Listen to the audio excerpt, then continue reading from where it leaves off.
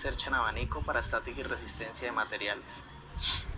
El desarrollo de este proyecto final tiene como objetivo entender y analizar las dimensiones y cotas que puede tener una estructura, así como los esfuerzos que puede experimentar esta, los materiales a emplear y los diagramas de esfuerzo de formación según el tipo de materiales seleccionados. En la fase 2 se realizó la asignación del tipo de cercha y el cálculo de las cargas externas que deben soportar la estructura. Se trabajará una cercha en abanico de acuerdo con el último dígito del número del grupo.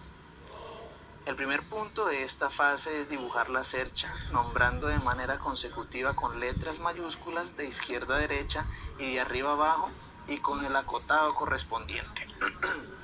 Los cálculos que se realizaron para poder obtener las longitudes de las estructuras fueron: longitud de cuerda inferior, longitud cuerda superior, tramos de cuerda inferior, tramos de cuerda superior y demás longitudes como se muestra en la imagen para poder obtener el cuadro general de las longitudes de los elementos en metros. En el segundo punto se tuvo que hacer la evaluación de las cargas externas que soporta la estructura y dibujar la cercha con las fuerzas externas aplicadas de cada uno de los nodos de la cuerda superior. Se tiene en cuenta el área de influencia y se procede a calcular cargas vivas, concierne a las personas por metro cuadrado en el área efectiva de la estructura, y las cargas muertas. Para este cálculo se tuvo en cuenta el tipo de teja a usar en el proyecto y se contaba con un perfil de acero estructural A36. Teniendo en cuenta esto, las cargas muertas se calculan a partir de el peso de las correas, pesos propios de la cercha, peso de las tejas, carga de viento. Para obtener una carga total que es igual a la suma de las cargas vivas más las cargas muertas. Realizando todos los cálculos, esta es la distribución de cargas en los nodos de la estructura. La fase 3, en esta fase se calcularán las fuerzas internas en cada una de las barras de la estructura asignadas por el método de los nodos y harán una verificación por el método de las secciones. A partir de la distribución de cargas de los nodos de la estructura se hace el cálculo de las reacciones y se procede a realizar el cálculo de las fuerzas internas sobre cada uno de los elementos de la estructura. El primer método será método de los nodos, el cual consiste en aplicar equilibrio de partículas en cada nodo, teniendo en cuenta que la estructura es simétrica. Se calculan los nodos A, L, B, K, C y D.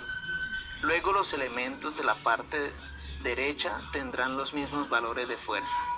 Se supondrá que todos los elementos están en tensión. Para esto se dibujarán siempre las fuerzas de los elementos saliendo de los nodos. Si el valor es negativo, significa que está en comprensión, y si es positivo, significa que está en tensión. De este modo, y como lo muestra la imagen, el cálculo para cada nodo no es, y se obtiene finalmente por simetría de los resultados de todas las fuerzas internas de la tabla. Métodos de las secciones. Aplicando sumatoria de métodos aplicando sumatoria de momentos alrededor del punto B, podemos calcular el valor de la fuerza interna del elemento. Esto se verificará solo para un nodo, en este caso el B. Si este nodo cumple, los demás lo harán.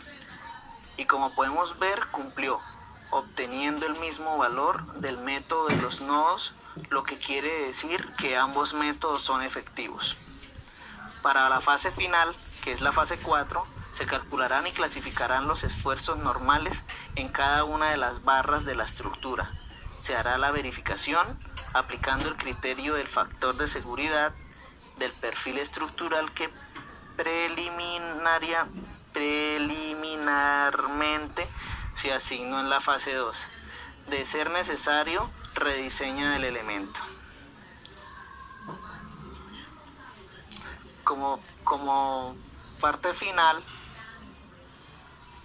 tenemos la conclusión. Con el desarrollo de este proyecto se logró estudiar y analizar detalladamente las dimensiones y cotas que puede tener la estructura tipo cercha en abanico y los esfuerzos que se encuentran sobre ellas. Las cargas externas, los materiales empleados y en general un diseño adecuado y acertado de la misma, teniendo en cuenta el estudio de cada una de las unidades del curso. Muchas gracias.